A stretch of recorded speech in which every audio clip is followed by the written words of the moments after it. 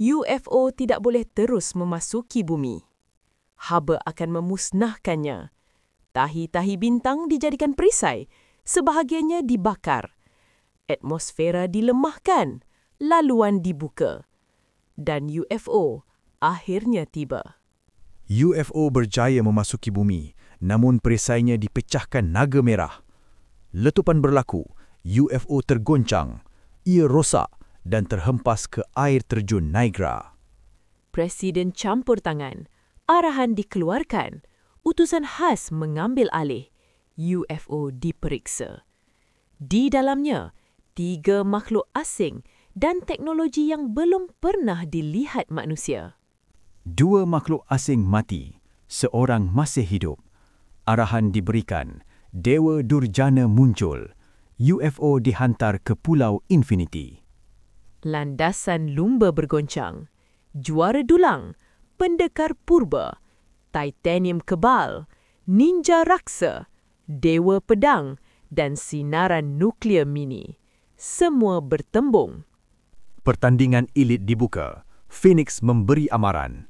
Juara terdahulu, Dewi Biru, kini di Pulau Infinity. Landasan dikawal ketat. Harimau hitam bermula di timur. Motosikal automatik dikembalikan kepada Phoenix.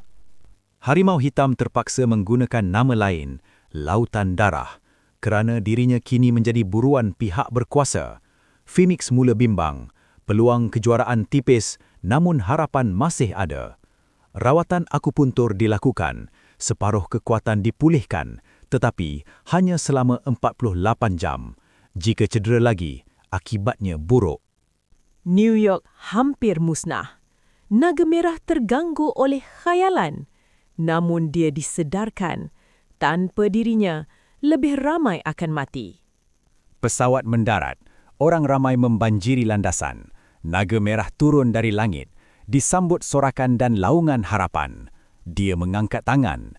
Berjanji tidak akan mengecewakan. Lawan naga merah bukan calang-calang.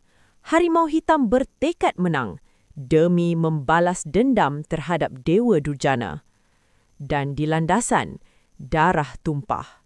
Seorang peserta kehilangan kaki dan tangan. Mangsa bergelimpangan, lawan hauskan darah. Harimau hitam memecut ke terowong pendek. Di tengah laluan, satu papan tanda amaran. Landasan timur ditemui.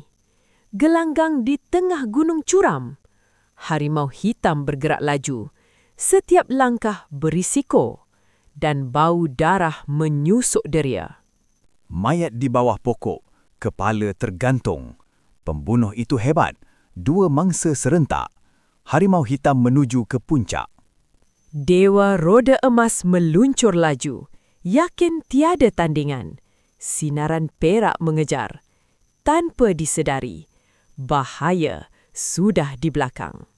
Sosok itu, Presiden William Gates.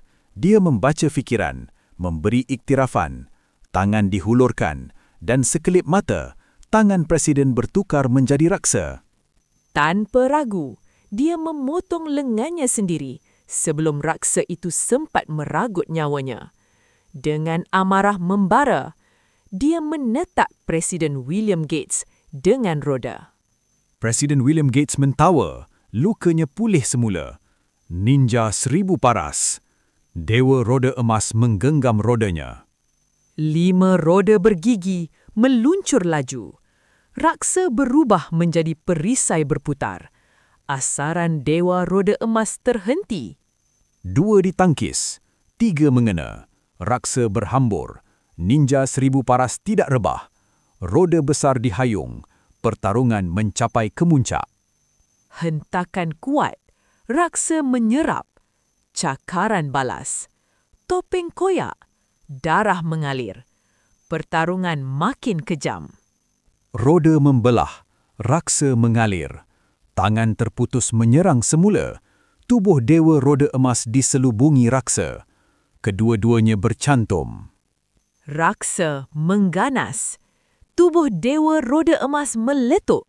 Dentuman kuat menggegarkan kawasan. Raksa berselerak. Namun ia bergerak sebula. Mencantum.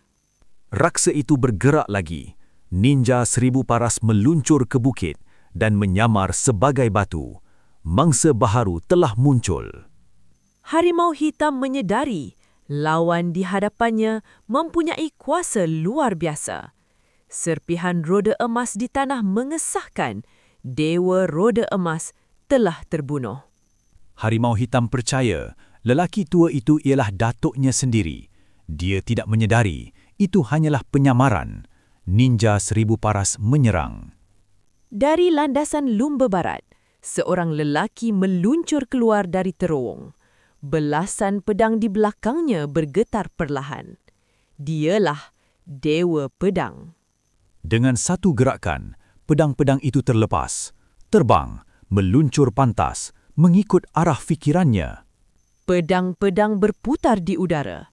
Keempat-empat pejuang terkunci dalam pusaran maut.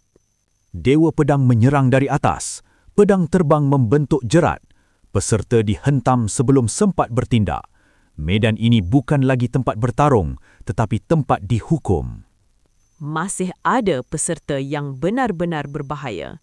Namun siapa pun tidak boleh bersembunyi lama. Siapakah mereka? Ikuti episod seterusnya.